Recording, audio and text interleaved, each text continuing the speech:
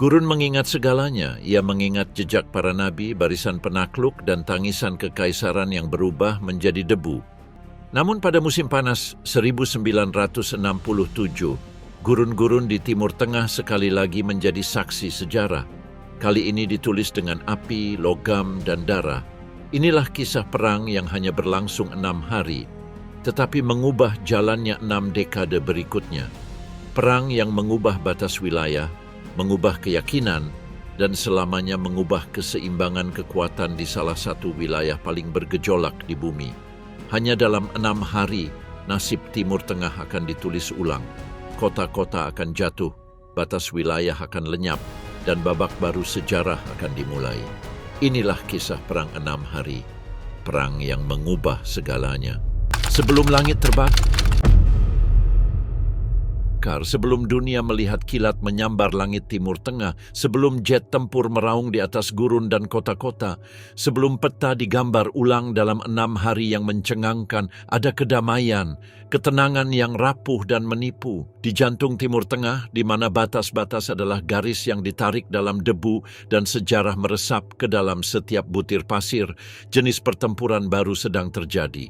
Bukan bentrokan tentara, setidaknya belum, melainkan perebutan sesuatu yang lebih tua, lebih esensial. Semuanya berawal dari air. Sebuah elemen sederhana dan vital yang mengalir tanpa suara melalui tanah-tanah Timur Tengah. Namun, pada pertengahan 1960-an akan menjadi percikan yang memicu salah satu perang paling dramatis di abad ke-20. Israel, sebuah negara muda yang baru berusia 2 dekade, menghadapi tantangan yang tak henti-hentinya. Bertahan hidup di tanah yang penuh kekurangan. Gurun Negev yang membentang di sebagian besar bagian selatan negara itu, gersang dan tak kenal ampun. Setiap tetes air berarti, setiap sungai, setiap aliran, setiap tetes hujan yang mencapai Laut Galilea sangat berharga. Pada pertengahan 1960-an, para insinyur Israel mencapai apa yang dianggap mustahil oleh banyak orang.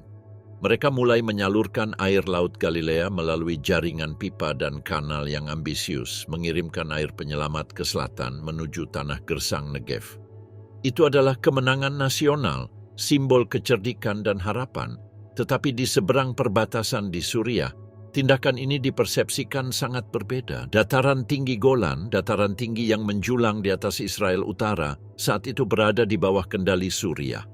Sebagian besar sungai dan aliran air yang mengairi Laut Galilea berasal dari dataran tinggi tersebut, berkelok-kelok melalui tanah Suriah sebelum bermuara ke jalur kehidupan Israel.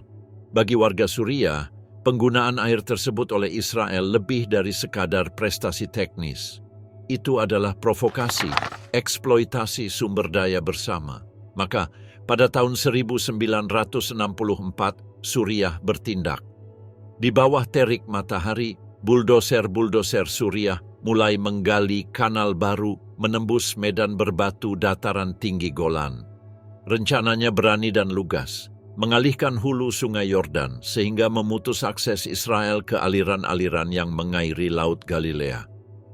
Bagi Israel, ini merupakan ancaman eksistensial. Tanpa air, Negev akan kering, tanaman akan mati, permukiman akan runtuh, dan impian akan tanah air gurun yang makmur akan mulai pudar.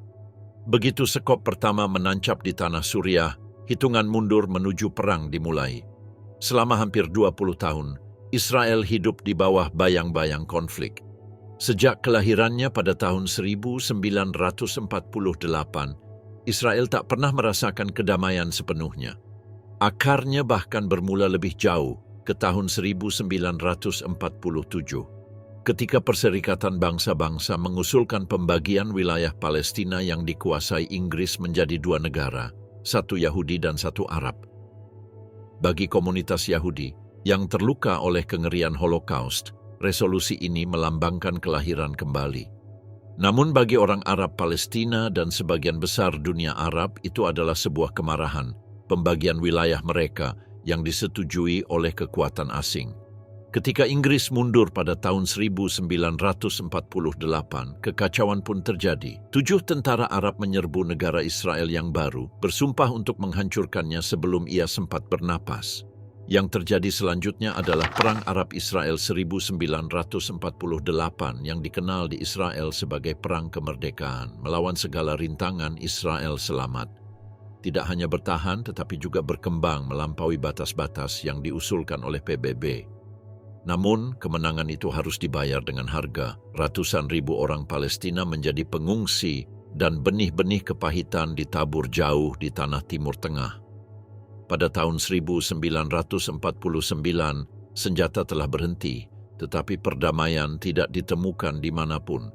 Yang muncul justru gencatan senjata yang rapuh dan tidak nyaman, jeda yang menegangkan di antara pertempuran alih-alih akhir dari pertempuran tersebut. Garis gencatan senjata ditarik, tetapi tidak diterima sebagai batas.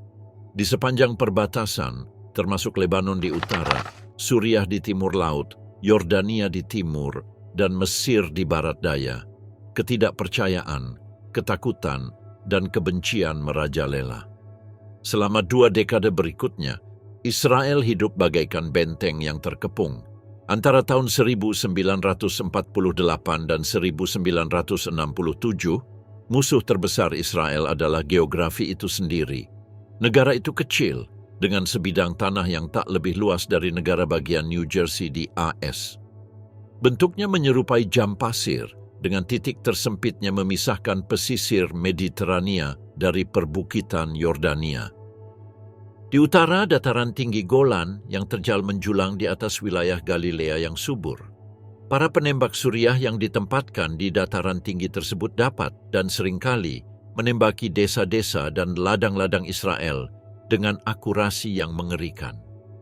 Di timur, artileri Yordania di perbukitan Yudea dapat membombardir Tel Aviv atau dataran pantai yang sempit hampir sesuka hati. Israel tidak memiliki ruang untuk mundur, tidak ada penghalang alami untuk dipertahankan, dan tidak memiliki kedalaman untuk meredam serangan.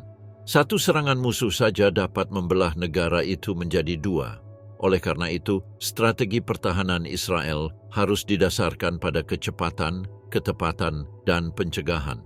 Pasukan pertahanan Israel tidak mampu menanggung perang atrisi yang berkepanjangan seperti yang terjadi di Eropa selama Perang Dunia I. Perekonomiannya kecil, populasinya terbatas, dan sumber dayanya langka. Setiap prajurit, setiap peluru, setiap pesawat penting. Jika perang pecah, Israel harus menyerang terlebih dahulu.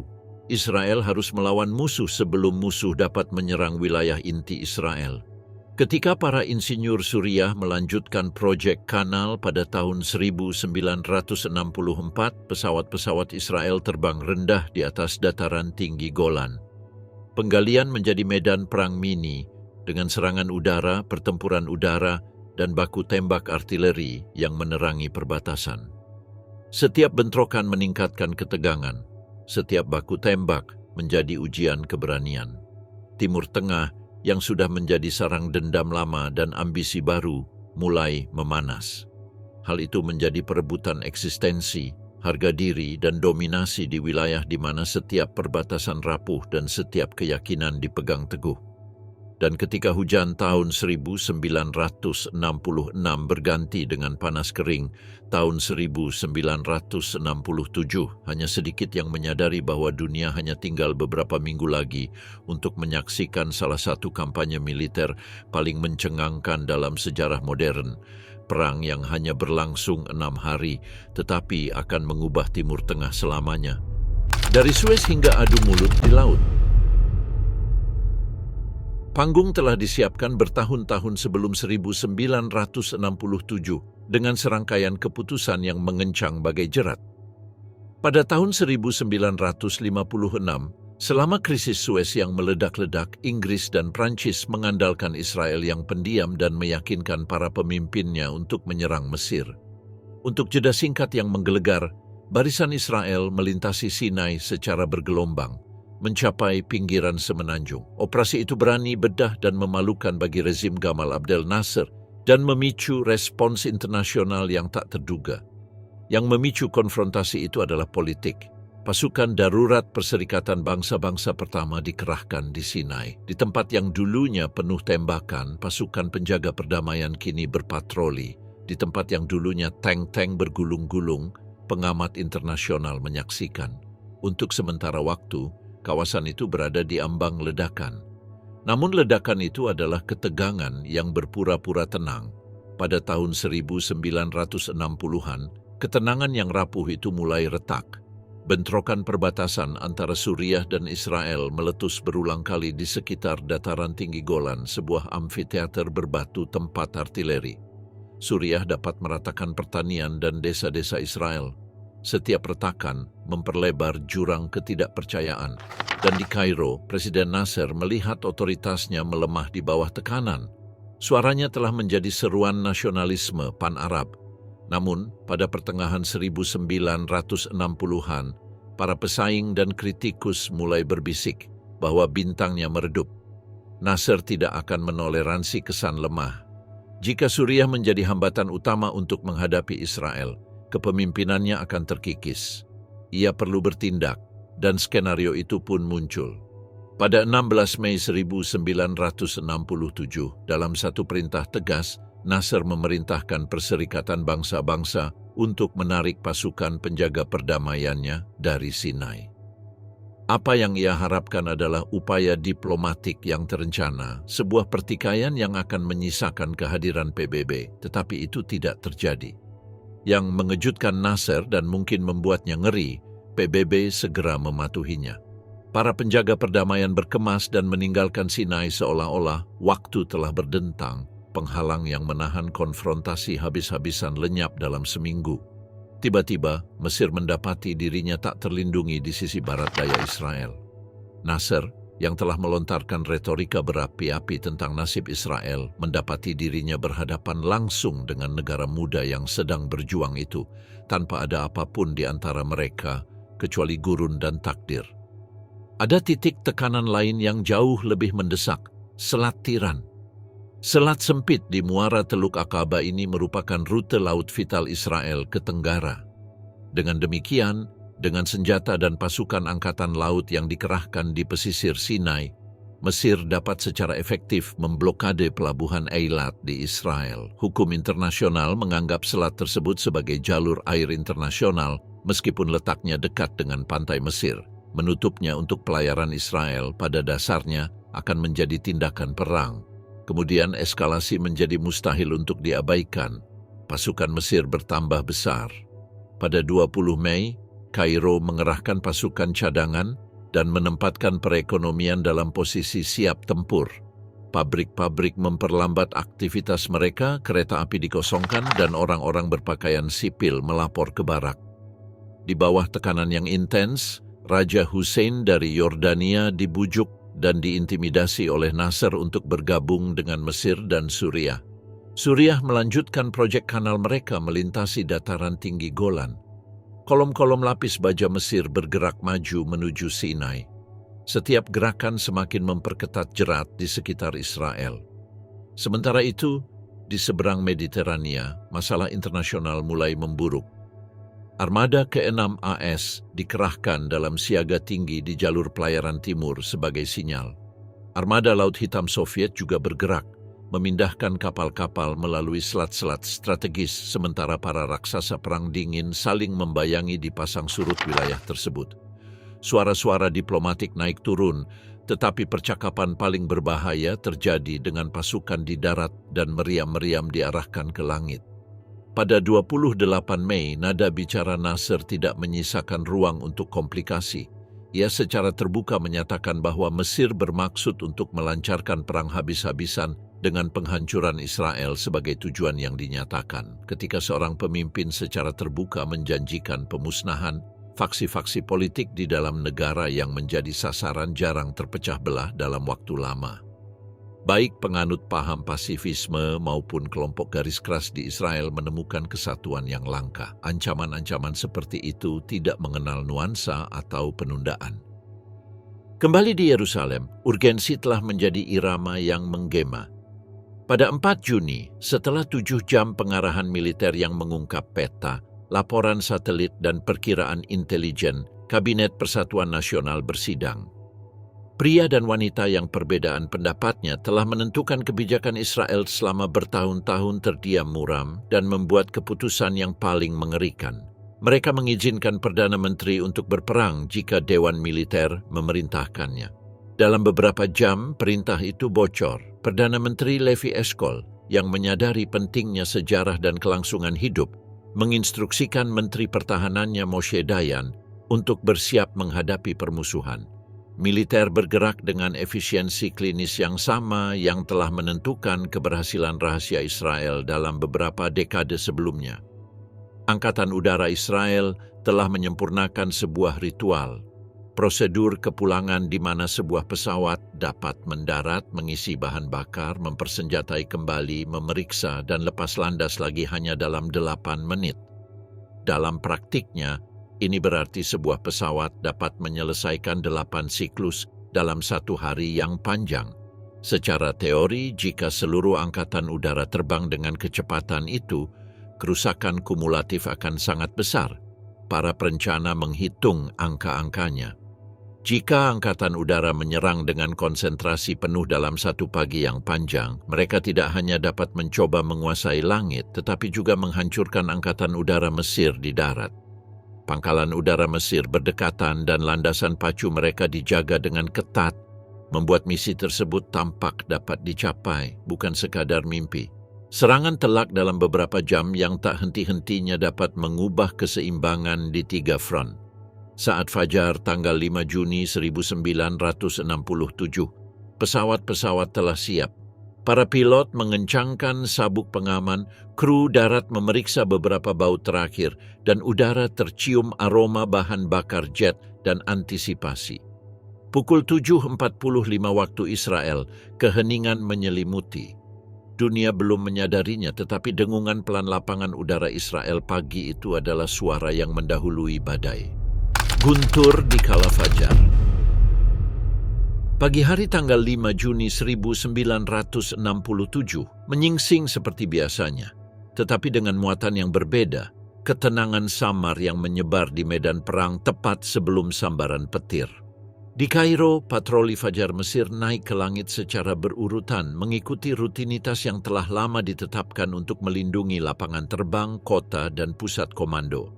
Patroli seharusnya tumpang tindih tanpa meninggalkan celah, tetapi realitas rutinitas udara itu rapuh.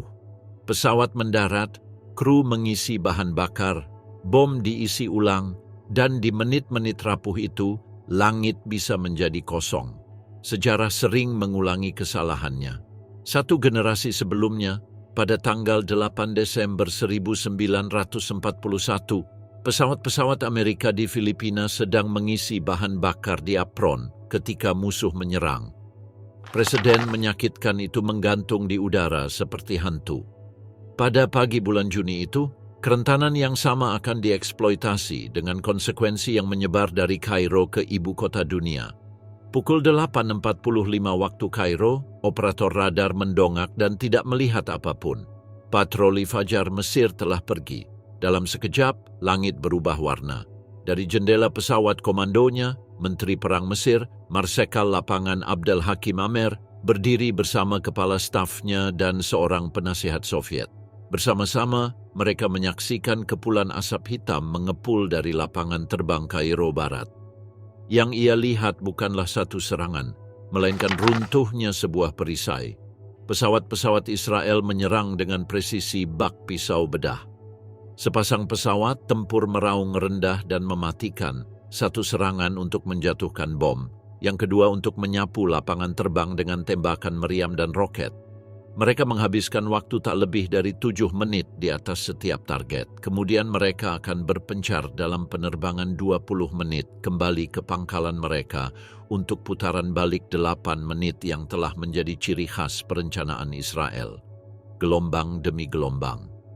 Saat satu formasi menyelesaikan penerbangannya, formasi lain sudah mengudara menuju landasan pacu Mesir. Hanya beberapa menit berlalu di antara serangan. Lapangan terbang Mesir menjadi sasaran pijar. Depot bahan bakar meledak, hanggar terbakar, landasan pacu berubah menjadi pecahan kaca. Bahasa Indonesia, beberapa serangan mendadak pertama Israel dikirim untuk menghadapi ancaman terbesar. Pesawat pengebom Mesir buatan Soviet yang disembunyikan di dekat Kairo. Yang lainnya menyebar ke pelosok gurun, mengebom pangkalan-pangkalan tempur di Sinai. Serangan Israel bukanlah serangan yang tersebar. Itu adalah penghancuran kekuatan udara yang diatur dan diprioritaskan yang bertujuan untuk membutakan langit musuh sebelum pasukan darat yang maju. Lebih jauh lagi, lapangan udara yang melayani operasi Mesir di Yaman sama sekali tidak aman.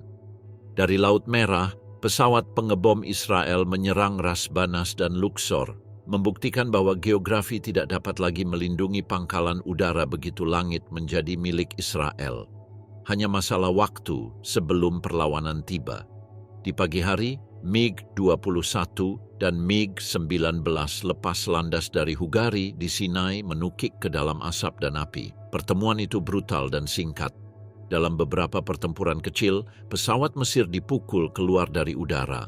Di tempat lain, pilot yang putus asa mencoba kembali ke landasan pacu yang sudah berlubang dan berasap, hanya untuk mendapati landasan udara mereka robek menjadi karang aspal dan beton yang mematikan. Pilot yang selamat harus melompat keluar atau menyaksikan pesawat mereka terbalik di padang pasir. Pemandangan di siang hari sangat menghancurkan. Ratusan pesawat Mesir hancur di landasan pacu atau terbakar, tak dapat diperbaiki. Menjelang tengah hari, laporan Israel menghitung kehancuran. Sekitar 250 pesawat Mesir hancur, angka yang akan bergema sebagai ekspresi keterkejutan yang menimpa Angkatan Udara Kairo. Kerugian Mesir pada hari pertama termasuk banyak pilot berpengalamannya yang tewas atau terluka. Kerugian Israel sebaliknya relatif kecil. Skala kehancuran bersifat psikologis.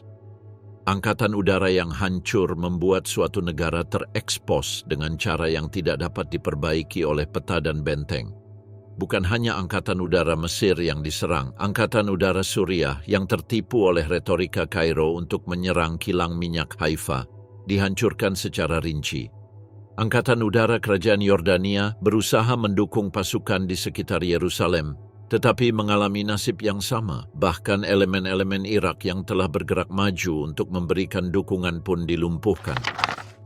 Menjelang siang hari pertama itu, Israel memiliki superioritas udara absolut di langit Mesir, Yordania, dan Suriah, sebuah dominasi yang mendefinisikan ulang keseimbangan kekuatan di setiap medan perang.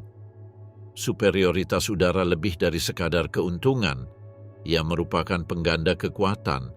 Keunggulan ini memberi Israel jangkauan dan kemampuan untuk menyerang secara mendalam dan cepat dengan sumber daya yang relatif sedikit. Keunggulan ini memberikan fleksibilitas operasional. Pesawat dapat bergerak di antara garis depan, merespons krisis yang berkembang, dan mencegah bala bantuan atau penarikan mundur musuh. Keunggulan ini mengubah wilayah udara menjadi jalur cepat untuk logistik dan pasukan udara, serta menjadi tirai yang memungkinkan pasukan darat Israel bermanuver dengan jauh lebih aman. Apa yang secara teori membuat Mesir berbahaya, kini terungkap dalam praktik. Staf Umum Mesir telah menyusun rencana untuk mempertahankan Sinai secara mendalam, sesuatu yang tampak seperti sistem metodis untuk meredam serangan dan kemudian menghancurkannya saat ia maju. Namun, politik menjadi penghalang antara rencana dan praktik tersebut. Presiden Nasser yang dipengaruhi oleh retorika dan kebutuhan untuk tampil ofensif alih-alih defensif, memerintahkan pasukannya untuk maju. Tentara yang terlatih dan siap mempertahankan pertahanan berlapis, dikerahkan kembali berbaris ke wilayah asing untuk mempersiapkan invasi, alih-alih dengan sabar mempertahankan Kairo dan jalur pasokan utama di belakangnya. Pengerahan kembali ini memiliki konsekuensi yang lebih mendalam daripada yang ditunjukkan peta. Tentara yang diperintahkan untuk meninggalkan posisi yang telah disiapkan dan kembali bercokol di medan baru kehilangan lebih dari sekadar waktu. Mereka kehilangan kohesi, moral, dan kepercayaan diri yang tenang dari tentara yang mengenal medannya. Pasukan yang lelah bergerak, kekurangan pasokan, dan kurang dipimpin tidak serta-merta menjadi mesin tempur ketika peluru mulai berjatuhan. Infanteri Mesir yang dipindahkan dari sabuk pertahanan mereka ke posisi depan yang terbuka, mendapati diri mereka rentan terhadap pengintaian dan taktik yang berkembang pesat yang telah disempurnakan oleh Israel. Konsep operasional Israel di lapangan bersifat langsung dan kejam, menerobos penghalang rapuh unit-unit depan Mesir dan kemudian bergerak ke barat di sepanjang 3 rute utama timur-barat di Sinai untuk mencapai dan menghancurkan cadangan Mesir sebelum mereka dapat berkumpul kembali. Pertempuran terberat dan paling berdarah akan terjadi selama terobosan awal itu. Begitu retakan muncul, kendaraan lapis baja dan infanteri Israel akan maju dan mengubah kemenangan taktis menjadi momentum operasional. Maka sementara asap masih mengepul di atas landasan pacu yang berlubang dan korban pertama pertempuran udara dievakuasi dari reruntuhan, kedua belah pihak bersiap untuk aksi selanjutnya. Pasukan darat siap siaga, artileri siap siaga, dan para komandan sudah menghitung kerugian setiap jam. Bahkan ketika perang udara hampir berakhir, perang darat telah dimulai. Api di gurun. Gurun tak pernah memaafkan kesalahan. Ia menyingkap semua kelemahan manusia, mesin, dan rencana yang dibuat terlalu jauh dari garis depan. Pada 5 Juni 1967, hari pertama Perang 6 Hari, pelajaran itu akan menghantam tentara Mesir. Saat fajar menyingsing di semenanjung Sinai yang luas dan berkilauan, tentara Mesir sudah gelisah.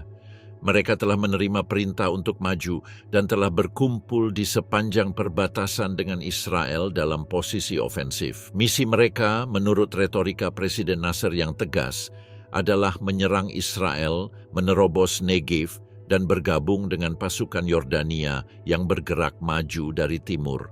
Namun kini rencana itu menjadi bumerang. Dengan berkumpul begitu dekat dengan perbatasan, Mesir hanya menyisakan sedikit ruang untuk bermanuver dan tidak memiliki kedalaman untuk menyerap serangan balik Israel.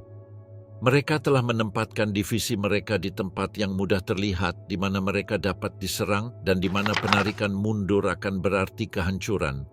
Di Abu Ageilah, sebuah tempat yang segera menjadi terkenal dalam sejarah militer, bangsa Mesir membangun apa yang mereka yakini sebagai benteng yang tak tertembus. Mengikuti doktrin Soviet, bangsa Mesir telah menggali sabuk parit di padang pasir, dikelilingi ranjau, dan ditutupi oleh sarang-sarang senapan mesin. Sisi kanan mereka dilindungi oleh punggungan batu bergerigi dan wadi kering, sisi kiri mereka oleh bukit pasir yang bergeser. Artileri diposisikan di belakang untuk menghujani serangan terhadap setiap penyerang. Di belakang, tersembunyi dari pandangan, sebuah cadangan lapis baja menunggu untuk menyerang. Bagi siapapun yang melihat peta, Abu Ageilah adalah benteng baja dan pasir. Bagi bangsa Israel, itu adalah tantangan yang menuntut kesempurnaan. Brigadir Jenderal Ariel Sharon, yang sudah dikenal di antara anak buahnya karena keberaniannya yang hampir nekat, memimpin divisi Israel yang menghadapi Abu Ageilah. Ia tahu bahwa menerobos di sana berarti menghancurkan jantung garis pertahanan Mesir. Kegagalan berarti kalah perang bahkan sebelum dimulai. Maka Sharon menyusun rencana yang menentang harapan. Alih-alih menyerang pertahanan Mesir secara langsung, ia membagi pasukannya menjadi 3 bagian yang terkoordinasi: pasukan tank, pasukan serbu parasut, dan pasukan infanteri bergerak. Tank-tanknya akan berputar-putar lebar, mengambil rute yang belum dipetakan, melintasi gurun untuk mencegah pasukan cadangan lapis baja Mesir bergabung dalam pertempuran. Pasukan parasutnya yang diterbangkan dengan helikopter di bawah naungan kegelapan akan turun tepat di belakang garis artileri Mesir, membungkam senjata mereka bahkan sebelum serangan utama dimulai. Ini adalah upaya yang sulit dan membutuhkan kepercayaan penuh dari setiap orang. Seiring malam semakin larut, helikopter-helikopter Israel berputar-putar rendah di atas bukit pasir. Baling-balingnya berderak pelan di udara gurun yang hangat. Di bawah, para penembak Mesir tetap berada di parit mereka, tidak menyadari bayangan yang turun dari langit. Dalam hitungan menit, pasukan parasut Israel mendarat dan melepaskan tembakan, memusnahkan kru artileri Mesir. Keheningan yang menyusul terasa mencekam, dengan keheningan yang lahir dari ketidakpercayaan. Saat fajar, tank-tank dan senjata gerak sendiri, Israel mulai membombardir sisi kiri parit Mesir. Deru artileri menyatu dengan deru roket, sementara awan pasir mengepul ke langit. Saat rentetan tembakan berganti arah, infanteri Israel melesat menembus bukit pasir, Wajah mereka terbalut syal, senjata siap siaga. Suar warna-warni melengkung ke atas menandai gerak maju mereka. Merah berarti di sini, hijau berarti maju, putih berarti musuh telah dinetralkan.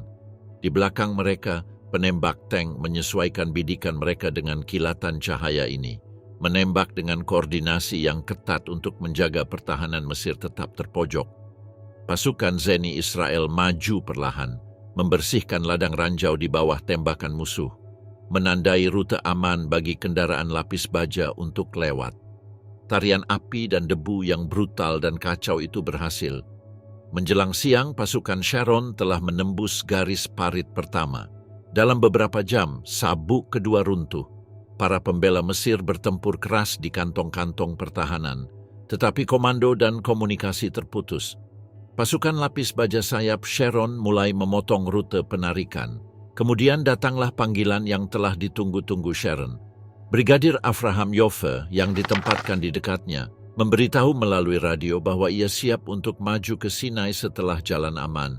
Sharon memberi perintah untuk menggerakkan pasukan sahabat melintasi garis depan pertempuran yang aktif.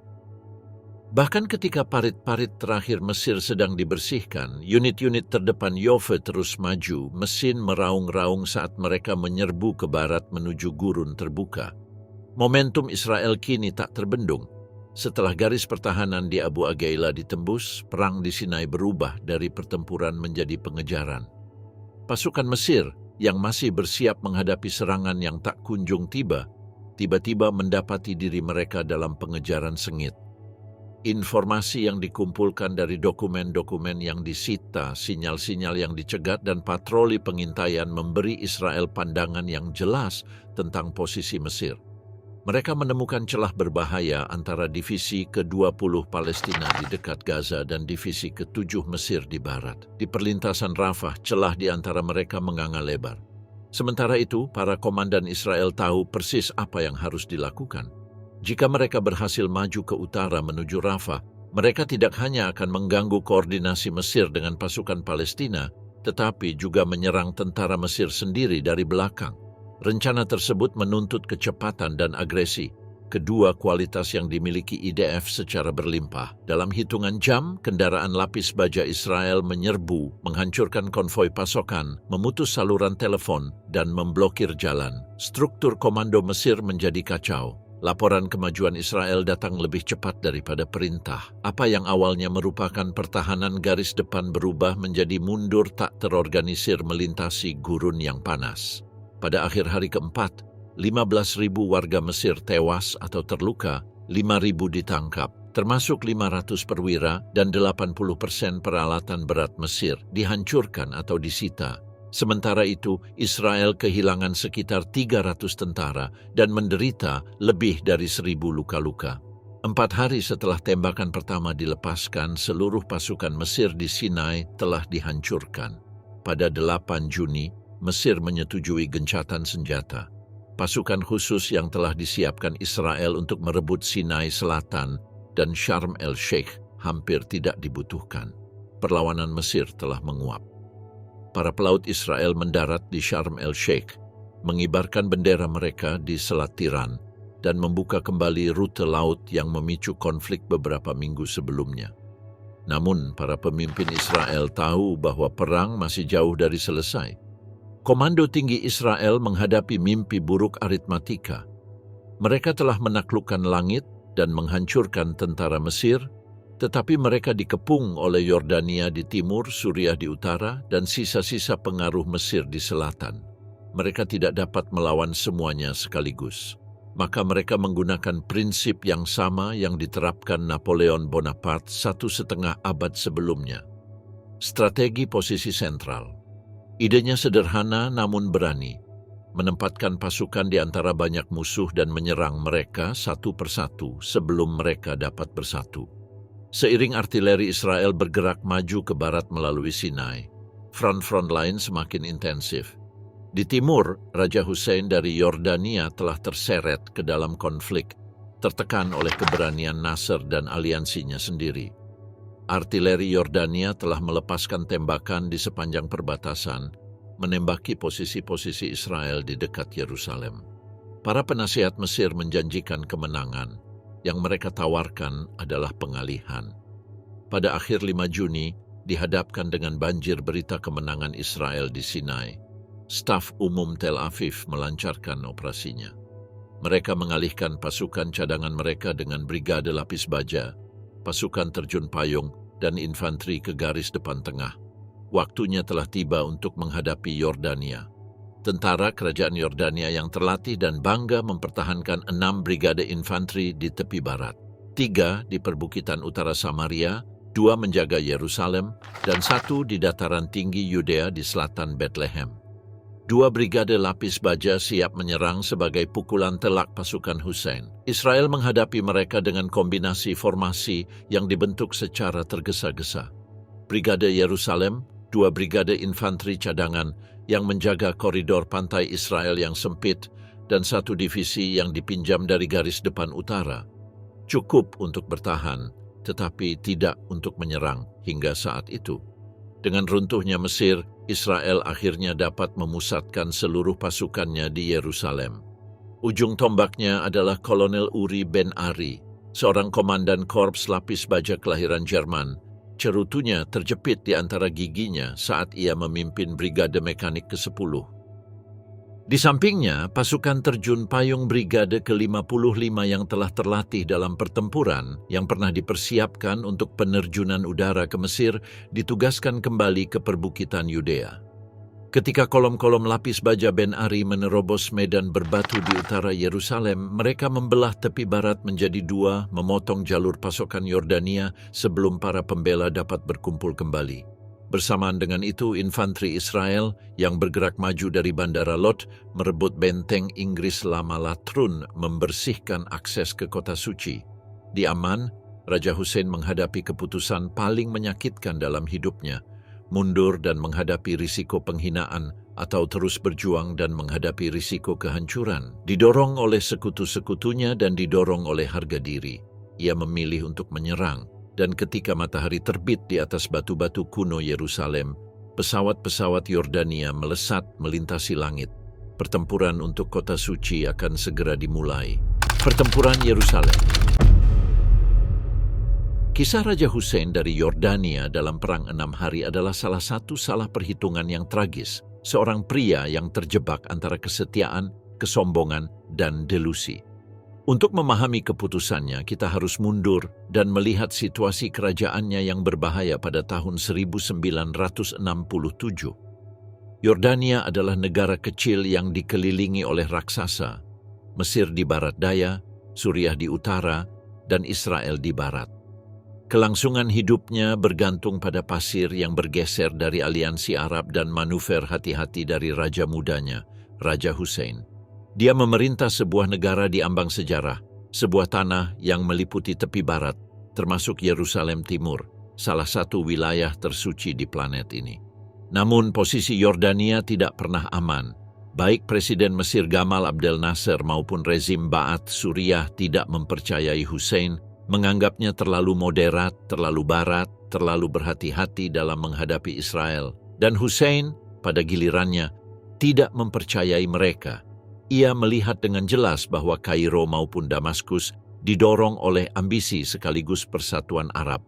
Mereka berbicara tentang pembebasan, tetapi yang sebenarnya mereka cari adalah dominasi atas Israel, dunia Arab, dan mungkin suatu hari nanti Yordania sendiri.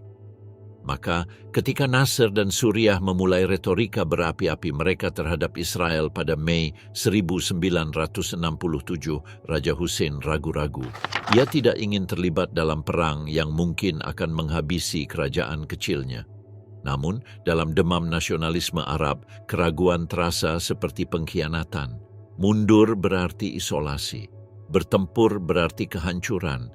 Dan saat itulah Nasser memainkan kartunya yang paling berbahaya. Sebuah kebohongan yang begitu berani hingga mengubah jalannya perang. Pada dini hari tanggal 5 Juni 1967, Angkatan Udara Israel menyerang dengan presisi yang menghancurkan. Dalam waktu kurang dari 3 jam, hampir seluruh Angkatan Udara Mesir hancur menjadi puing-puing yang terbakar di padang pasir. landasan pacu terbakar. Para pilot terbaring mati di samping pesawat mereka yang hancur. Jaringan pertahanan udara Mesir telah lenyap, tetapi di Kairo, kebenaran adalah kemewahan yang tak mampu ditanggung Nasser. Ia menelepon Raja Hussein dengan keyakinan palsu dan mengatakan kepadanya bahwa 70% Angkatan Udara Israel telah hancur dalam serangan balik heroik Mesir. Itu bohong. Kebohongan yang terencana dan kejam.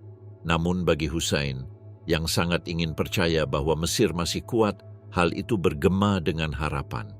Jika Israel kehilangan kekuatan udaranya, mungkin Yordania bersama Suriah dan Mesir dapat memberikan pukulan telak bagi negara Zionis itu.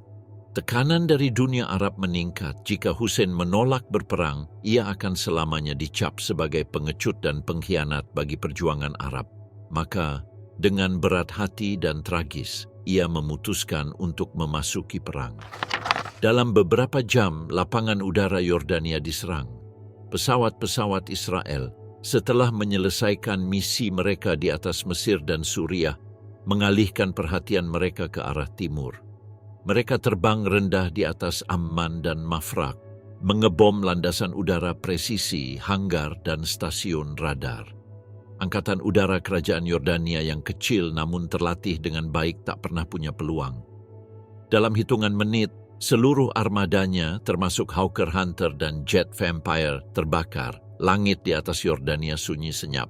Pasukan Raja Hussein yang berani namun buta harus bertempur tanpa perlindungan udara.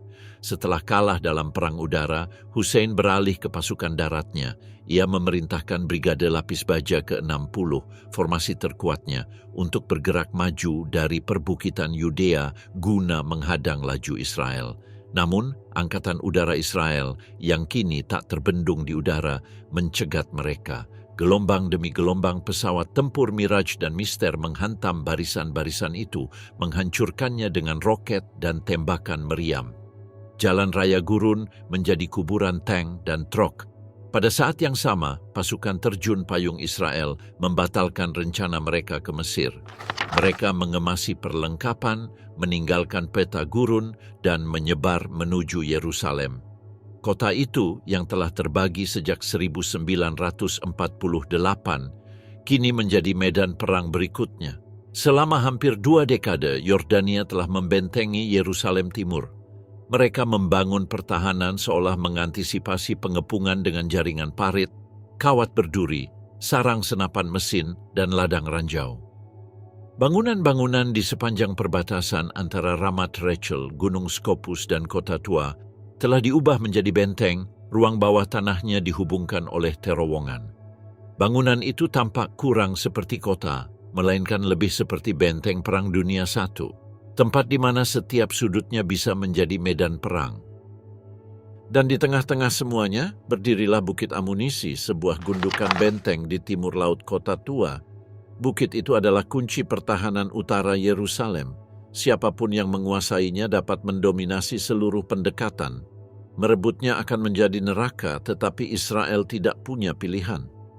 Pukul 2 dini hari tanggal 6 Juni, di bawah langit hitam yang sunyi, Brigade Pasukan Terjun Payung ke-55 Israel memulai serangan mereka di Bukit Amunisi. Mereka maju dengan berjalan kaki, berjuang menembus kawat berduri dan parit, saling tembak dengan pasukan Yordania yang bertahan, yang menolak untuk bergerak sedikit pun. Granat meledak di lorong-lorong sempit. Tembakan senapan mesin berderak dari setiap jendela dan pintu. Pertempuran berubah menjadi serangkaian pertarungan tangan kosong yang brutal, dengan tentara melesat dari parit ke parit, bertempur dengan senapan, bayonet, dan terkadang dengan tangan kosong. Pertempuran berkecamuk selama 4 jam tanpa henti. Menjelang fajar, udara dipenuhi asap dan debu tebal.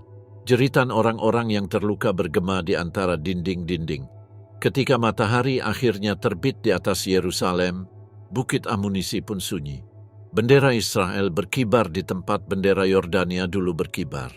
Harganya sungguh mahal. Kedua belah pihak bertempur dengan gagah berani, dan keduanya berdarah-darah. Hingga kini, tentara Israel mengenangnya sebagai salah satu pertempuran perkotaan paling sengit dalam sejarah mereka. Dan bagi rakyat Yordania, pertempuran ini tetap menjadi simbol keberanian dalam menghadapi rintangan yang tak terbayangkan.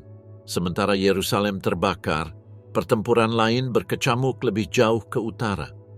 Divisi-divisi Israel di bawah Mayor Jenderal Elad Pelet maju ke perbukitan Samaria. Brigade-brigade tersebut maju melalui Jenin, terlibat pertempuran brutal dari rumah ke rumah dengan pasukan Yordania yang bercokol di dalamnya. Pasukan Israel menghadapi perlawanan sengit di Kabatia dan bertempur sepanjang malam menuju Nablus, kota kuno yang terletak di lembah-lembah pegunungan. Sebuah kolom Israel menerobos untuk mendekat dari timur. Penduduk Nablus melihat gumpalan debu tank di Cakrawala, mengira mereka adalah bala bantuan Yordania. Mereka bersorak hingga melihat bendera biru putih di menara-menara tank. Saat itu struktur komando Yordania mulai runtuh. Bala bantuan yang dikirim dari timur dihancurkan oleh interdiksi udara Israel, dan konvoi mereka dihancurkan oleh tembakan roket sebelum mereka dapat mencapai garis depan. Menjelang malam tanggal 6 Juni sudah jelas, Yordania tidak dapat mempertahankan Yerusalem. Gubernur kota Yordania tidak melihat kemungkinan bala bantuan dan takut akan pengepungan, memerintahkan penarikan. Pukul 8.30 pagi tanggal 7 Juni, Brigade Pasukan Terjun Payung ke-55 Israel melancarkan serangan terakhirnya. 2 batalion mendaki Bukit Zaitun, maju melewati Rumah Sakit Augusta Victoria, dan kemudian menuruni punggung bukit ke Lembah Kidron. Batalion ketiga di bawah Kolonel Mota Gur maju langsung menuju tembok kuno Kota Tua. Di gerbang Santo Stefanus, yang sekarang dikenal sebagai Gerbang Singa, pasukan Gur membobol tembok. Mereka maju melalui jalan-jalan sempit dan berliku, membersihkan rumah-rumah satu persatu, sementara suara tembakan bergema di antara batu-batu yang telah menyaksikan penaklukan dan doa selama berabad-abad. Pada pukul 10 pagi, Kota Tua Yerusalem telah aman. Tentara Israel berdebu dan berlumuran darah berkumpul di dekat tembok barat, menyentuh batu-batunya dengan tangan gemetar. Untuk pertama kalinya dalam 1900 tahun, kaum Yahudi berdiri berdaulat di ibu kota kuno mereka. Di selatan Yerusalem, pasukan Israel dari Brigade Yerusalem maju melalui Bethlehem dan Hebron, merebut perbukitan Yudea. Di utara kota, Brigade ke-10 Ben Ari maju melalui lembah Yordan, memutus rute pelarian terakhir Yordania. Namun kemenangan itu harus dibayar mahal. Israel telah kehilangan 550 tentara dan 2.500 orang terluka. Bagi Yordania, kerugian itu sangat besar. 6.000 orang tewas atau hilang, separuh penduduk kerajaan berada di bawah pendudukan, dan inti impian Hashemite lenyap dalam hitungan hari. Raja Hussein, yang dikhianati oleh janji-janji palsu Nasser dan ditinggalkan oleh retorika kosong Suriah, tidak punya pilihan. Pada 7 Juni ia menyetujui gencatan senjata. Dia telah bertempur dengan gagah berani, tetapi dia telah memerangi hantu-hantu yang ditimbulkan oleh kebohongan, ilusi, dan mimpi persatuan Arab yang telah mati di padang pasir jauh sebelum tembakan pertama dilepaskan. Pertempuran dataran tinggi. Saat malam tiba di hari ketiga Perang 6 Hari, Timur Tengah terbakar di bawah beban keputusan yang telah mendefinisikan ulang takdirnya selamanya. Mesir memulai perang ini karena tidak mampu terlihat lemah di hadapan tetangga utaranya yang garang, Suriah. Suriah, yang telah lama menjadi musuh Israel, telah mengobarkan api konfrontasi dengan keyakinan yang sembrono, dan tak lama kemudian Mesir mengikutinya, mati-matian ingin membuktikan diri sebagai penjaga sejati kebanggaan Arab. Namun kesalahan perhitungan Mesir sangat menghancurkan. Dalam 4 hari, pasukannya yang perkasa dihancurkan di Gurun Sinai. Barisan tank Mesir yang ditinggalkan dan terbakar membara di bawah terik matahari yang tak henti-hentinya. Para prajurit melarikan diri ke barat menuju terusan Suez dalam kemunduran yang kacau. Yordania juga bergabung dalam pertempuran. Raja Hussein dari Yordania tidak menginginkan perang. Ia telah melihat terlalu banyak hantu bangkit dari Abu tahun 1948. Namun, dikelilingi oleh tekanan Arab dan didorong oleh kebohongan Presiden Nasser bahwa kekuatan udara Israel telah dihancurkan, ia membuat keputusan yang fatal. Dan karena keputusan itu, tentara kerajaan Yordania mengalami keruntuhannya sendiri hanya dalam 3 hari. Sementara Mesir dan Yordania goyah, Suriah tak lagi ragu. Selama bertahun-tahun para petani Israel Utara hidup di bawah bayang-bayang dataran tinggi Golan. Dataran tinggi menjulang lebih dari 600 meter di atas Laut Galilea yang subur. Dari ketinggian ini, artileri Suriah dapat mengamati jauh ke dalam wilayah Israel, membombardir kibbutzim dan pertanian yang damai dengan peluru. Tinggal di Israel Utara berarti hidup di bawah ancaman terus-menerus. Anak-anak belajar berlarian mencari perlindungan saat peluit pertama tembakan musuh berbunyi. Para petani membajak ladang mereka di bawah tatapan para penembak Suriah yang dari bunker beton mereka mengamati setiap gerakan mereka. Dataran tinggi Golan adalah benteng di langit. Siapapun yang menguasainya memiliki kekuasaan atas utara. Dan sekarang, dengan jatuhnya Mesir dan Yordania, Suriah berdiri sendiri, menantang, terekspos, dan murka. Pada 8 Juni, hari keempat perang, Mesir akhirnya menyetujui gencatan senjata. Keheningan Kairo membuat Damaskus terisolasi. Namun, ketika para pemimpin Israel mempertimbangkan langkah selanjutnya, senjata-senjata Suriah kembali bergemuruh melintasi perbatasan. Artileri membombardir Galilea. Peluru-peluru menghantam desa-desa Israel.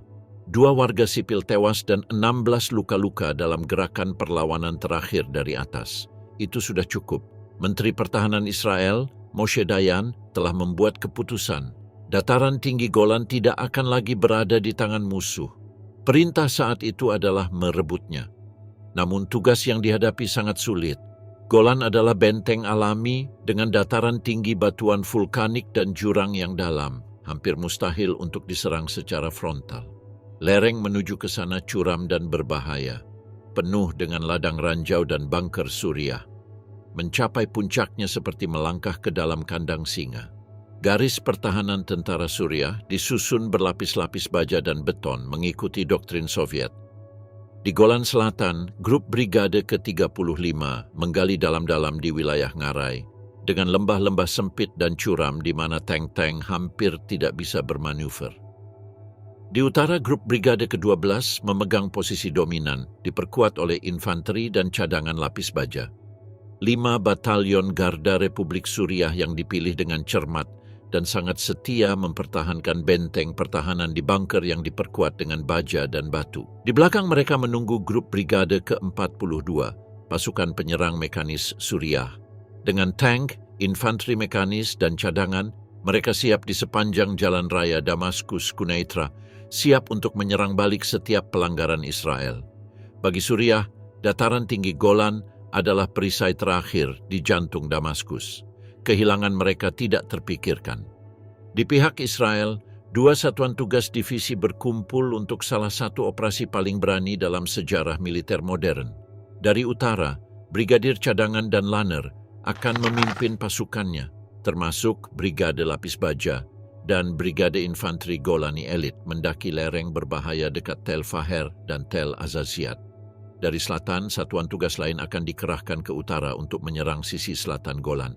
Selama 2 hari sebelum serangan, Angkatan Udara Israel melancarkan serangan bom tanpa henti. Gelombang demi gelombang pesawat terbang berputar-putar di atas dataran tinggi, menghujani posisi-posisi Suriah dengan bom dan roket.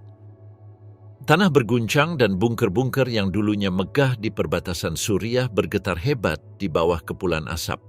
Namun ketika serangan udara berakhir, pasukan Suriah masih di sana menunggu. Pada pagi hari tanggal 9 Juni, Brigadir Lanner memberi sinyal. Tank-tank Israel di bawah komando Kolonel Albert Mandler mulai bergerak maju di bawah tembakan artileri Suriah yang intens. Peluru bersiul di atas kepala dan meledak di lereng, melapisi kolom-kolom lapis baja dengan pecahan peluru cair. Di samping mereka, tentara Brigade Golani maju dengan berjalan kaki. Sasaran mereka, Tel Faher, salah satu posisi dengan pertahanan terkuat di seluruh garis depan. Namun, pendekatan itu adalah mimpi buruk karena medannya ditambang dan dipasangi kawat berduri. Setiap langkah maju memicu tembakan senapan mesin dari bunker-bunker yang tersembunyi di bebatuan. Serangan pertama Israel mencapai benteng dengan hanya 3 orang tersisa dan mereka tetap tidak berhenti. Serangan kedua terjadi dengan orang-orang merangkak menembus asap dan debu, melemparkan diri mereka melewati penghalang kawat berduri agar rekan-rekan mereka dapat menyeberanginya seperti jembatan hidup.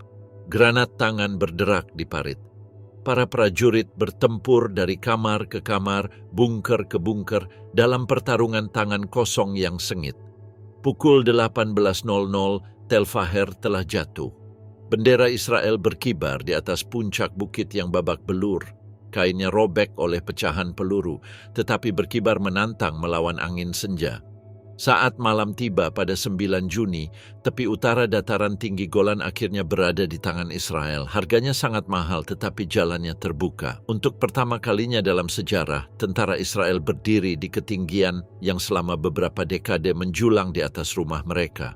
Di bawah mereka Galilea membentang seperti sebuah janji, aman dari senjata-senjata yang pernah mengintainya. Namun perang belum berakhir. Lebih jauh ke selatan, divisi-divisi Suriah sedang berkumpul kembali. Damaskus sendiri, hanya 65 km jauhnya, gemetar mendengar suara tank-tank Israel yang maju. Babak terakhir perang 6 hari akan segera dimulai. Hari terakhir.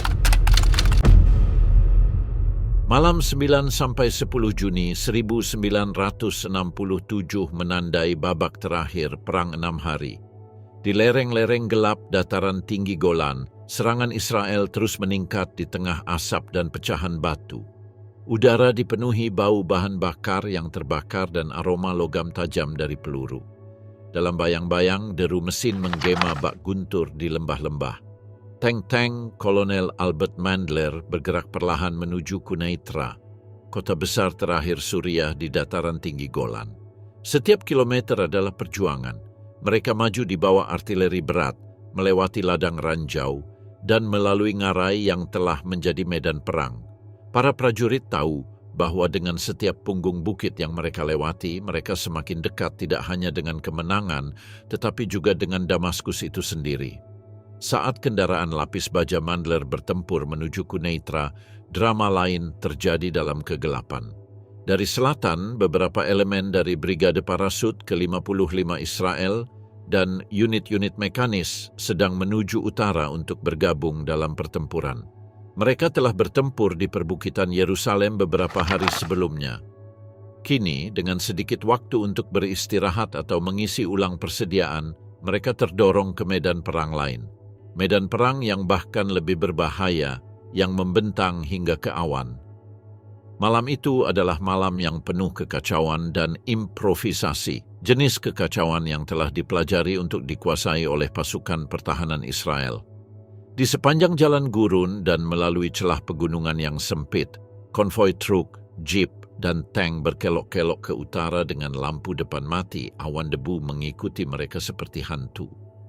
Di ruang pengarahan yang ramai, Kolonel Uri Ben Ari, Komandan Brigade Lapis Baja ke-10 Israel, mengumpulkan ratusan pengemudi sebelum perjalanan malam panjang mereka. Malam itu menjadi simbol kedisiplinan Israel di medan perang. Melawan segala rintangan, seluruh brigade tiba di koordinatnya saat fajar, siap bertempur. Saat fajar pada 10 Juni, 2 kelompok brigade Israel memulai serangan mereka di Golan Tengah. Tank-tank bergerak seperti predator menembus kabut, menara mereka berputar perlahan, mencari senjata Suriah. Di belakang mereka, infanteri mengikuti dengan berjalan kaki, sepatu bot mereka tergelincir di debu vulkanik. Siang harinya, Satuan Tugas Divisi Israel yang dibentuk dengan tergesa-gesa melancarkan serangan mengapit dari selatan, melompat dari punggung bukit ke punggung bukit dalam apa yang kemudian disebut tentara sebagai lompat katak, melintasi jurang dan lereng yang diledakkan untuk mengakali pertahanan Suriah. Namun pasukan Suriah mulai goyah. Perang telah menguras tenaga mereka. Angkatan udara telah dihancurkan oleh serangan pendahuluan Israel. Sekutu mereka tetap diam di bawah gencatan senjata. Dan kini, dengan tentara Israel yang memaksa masuk melalui sektor utara dan selatan, Damaskus menghadapi pilihan yang mustahil. Satu persatu, Komando Tinggi Suriah mulai menarik brigade-brigadenya menuju ibu kota. Divisi Mekanis ke-42 diam-diam mundur dari garis depan. Misinya bukan lagi untuk memperjuangkan dataran tinggi Golan, melainkan untuk menyelamatkan sisa-sisa pasukan. Menjelang malam tanggal 10 Juni, garis depan Suriah runtuh. Tank-tank Israel bergerak perlahan melewati posisi-posisi yang ditinggalkan. Para pembela yang dulunya garang dan gigih telah lenyap di balik senjata-senjata, hanya menyisakan gema tembakan artileri di kejauhan. Menjelang malam, kedua belah pihak sepakat untuk gencatan senjata. Perang telah usai.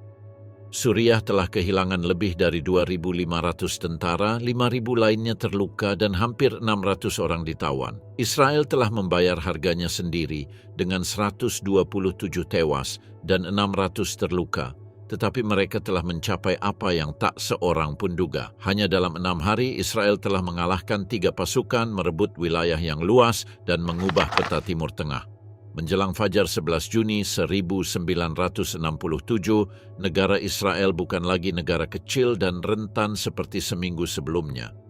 Untuk pertama kalinya dalam sejarahnya yang singkat, Israel memiliki pertahanan yang kokoh, ruang berharga yang selalu kurang.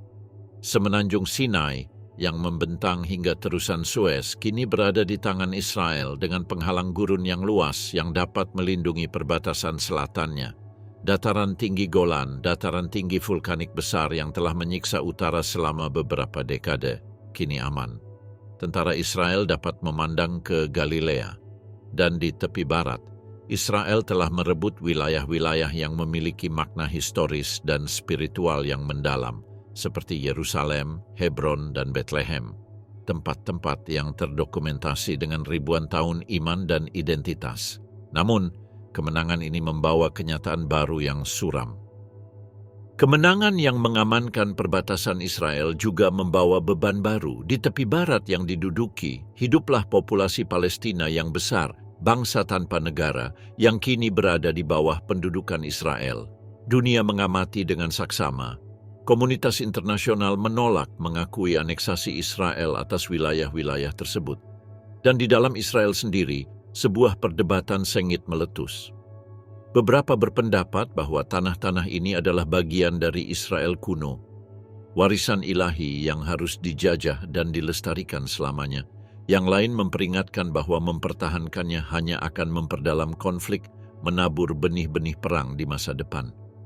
Antara tahun 1967 dan 1973, Sinai menjadi zona penyangga yang luas, garis pasir, dan keheningan yang memisahkan Israel dari Mesir, tetapi juga perdamaian yang rapuh yang suatu hari nanti akan dihancurkannya lagi.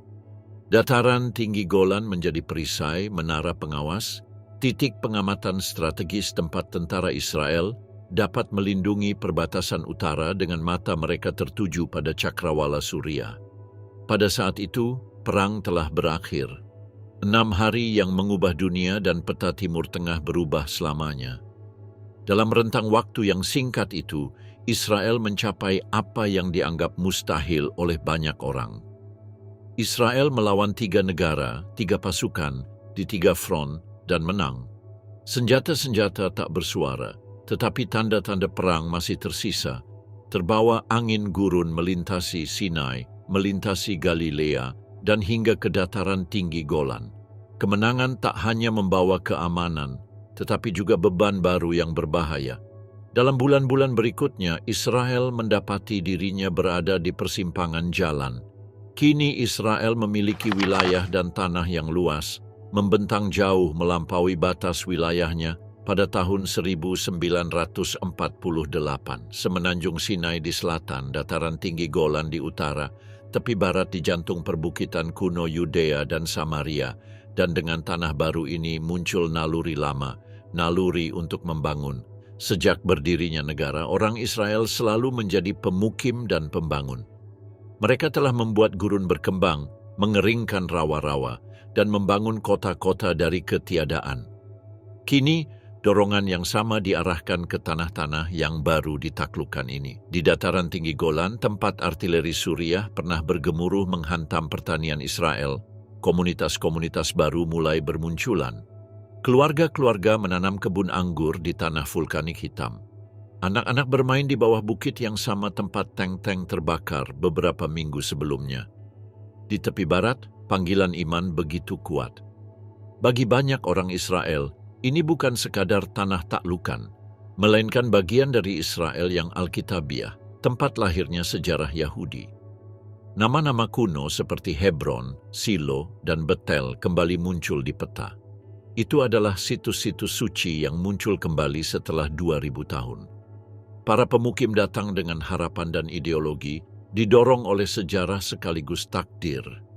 Mereka membangun rumah, sekolah, dan sinagoge. Namun, setiap permukiman baru datang dengan pengorbanan. Masing-masing harus dipertahankan dengan tentara, benteng, dan sumber daya. Dan di Sinai, di mana gurun membentang tak berujung menuju terusan Suez, Israel juga mulai membangun. Pos-pos terdepan menjulang di pasir, jauh dari Tel Aviv atau Yerusalem. Pos-pos itu adalah simbol keabadian, tetapi juga pemberat dan posisi terdepan yang akan membutuhkan perlindungan jika perang kembali terjadi. Israel telah mendapatkan kedalaman di peta, tetapi paradoksnya, Israel mulai kehilangannya dalam kenyataan. Setiap permukiman baru, setiap pos terdepan memperluas jangkauannya, tetapi juga melemahkan pertahanannya. Apa yang telah diperoleh sebagai ruang strategis perlahan-lahan berubah menjadi front baru. Sebelum perang, Israel mendapati dirinya terkepung. Kapal-kapal tidak dapat mengakses Selat Tiran. Pertanian-pertanian di utara dibombardir oleh senjata-senjata Suriah, dan ibu kota terbelah dua oleh kawat berduri Yordania. Kota tua Yerusalem telah terlarang bagi orang Yahudi selama hampir 2 dekade. Dalam 6 hari pertempuran yang kacau, Israel membalikkan semua itu. Ia membuka rute laut, membungkam senjata-senjata Suriah, dan menyatukan kembali Yerusalem, kota abadi, di bawah benderanya. Namun perdamaian seperti biasa tetap sulit diraih. Perserikatan Bangsa-Bangsa mengeluarkan resolusi yang mendesak Israel untuk menarik diri dari wilayah-wilayah yang telah direbutnya dengan imbalan perdamaian dengan negara-negara tetangganya.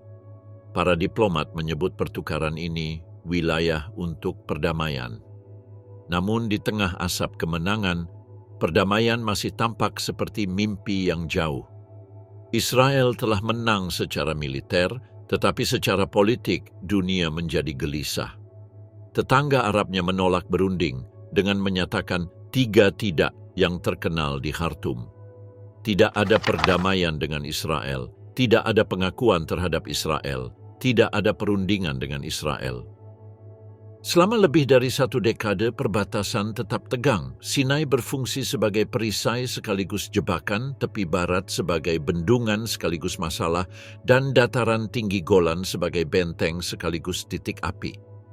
Pada akhir 1970-an, setelah bertahun-tahun mengalami kebuntuan, sebuah terobosan terjadi yang hanya sedikit orang percayai. Israel dan Mesir, yang dulunya musuh bebuyutan, duduk bersama untuk berunding. Hasilnya adalah perjanjian Camp David, sebuah perjanjian damai yang mencengangkan dunia. Pada tahun 1979, Israel setuju untuk mengembalikan semenanjung Sinai ke Mesir dengan imbalan perdamaian resmi. Itulah pertama kalinya sebuah negara Arab secara resmi mengakui hak Israel untuk hidup. Namun hal ini harus dibayar mahal, pembongkaran permukiman Israel di Sinai. Keluarga-keluarga yang telah membangun rumah mereka di sana kini menyaksikan tentara membantu mereka merobohkannya, mengemasi nyawa mereka ke dalam truk dan meninggalkan gurun pasir. Namun untuk pertama kalinya, ada perdamaian di perbatasan selatan Israel. Perbatasan dengan Mesir pun sunyi senyap. Lebih dari 20 tahun kemudian, Israel dan Yordania, 2 negara yang pernah terlibat pertempuran di perbukitan di atas Yerusalem, juga menandatangani perjanjian damai terbuka. 2 raja, 2 musuh yang kemudian menjadi sekutu, berjabat tangan. Tampaknya janji tanah untuk perdamaian pada tahun 1967 yang diajukan sebelumnya akhirnya dapat terwujud. Namun, bahkan beberapa dekade kemudian masih banyak yang harus dilakukan. Lebih dari 30 tahun setelah Perang 6 Hari, rakyat Israel merasa tidak lebih aman dari sebelumnya. Ketakutan lama masih menghantui dengan roket dari utara, pengeboman internal, dan rumor perang baru yang akan segera terjadi. Wilayah-wilayah yang direbut pada tahun 1967 menjadi tanah yang sama yang menentukan setengah abad konflik berikutnya. Gaza, tepi barat, Golan, bukit yang sama, jalan yang sama, perbatasan yang sama, dihantui oleh urusan yang belum selesai. Perang 6 hari telah memberi Israel semua yang sebelumnya tidak dimilikinya. Kedalaman strategis, dominasi militer, dan kendali atas tanah-tanah suci. Namun, perang ini juga memunculkan dilema baru, musuh baru, dan pertanyaan baru tentang identitas, moralitas, dan kelangsungan hidup. Dunia telah menyaksikan keajaiban tahun 1967 dengan penuh ketidakpercayaan. Orang-orang menyebutnya kampanye militer paling brilian abad ini, sebuah contoh klasik kecepatan, koordinasi, dan keberanian. Namun di balik berita utama dan parade, terpampang wajah para prajurit yang tak pernah pulang. Para pemuda yang telah melintasi gurun, mendaki gunung, dan bertempur di lorong-lorong Yerusalem. Banyak yang dikubur jauh dari tempat kelahiran mereka. Bagi keluarga mereka, kemenangan akan selamanya menanggung beban kehilangan. Penghinaan tahun 1967 menjadi seruan yang memicu kekacauan selama beberapa dekade. Mulai dari kebangkitan organisasi pembebasan Palestina hingga perang dan pemberontakan yang menyusulnya. Perang 6 hari tidak mengakhiri konflik, perang itu hanya mendefinisikannya ulang. Bagi Israel, perang mengubah rasa takut menjadi percaya diri, tetapi juga kerendahan hati menjadi arogansi. Kemenangan kilat itu membangkitkan rasa tak terkalahkan yang terbukti mahal harganya 6 tahun kemudian, ketika pada tahun 1973, pada Yom Kippur, hari tersuci dalam kalender Yahudi, Mesir dan Suriah melancarkan serangan mendadak yang hampir menghancurkan pertahanan Israel. Pada akhirnya, perbatasan dapat direbut dalam waktu 6 hari, tetapi perdamaian akan memakan waktu beberapa generasi.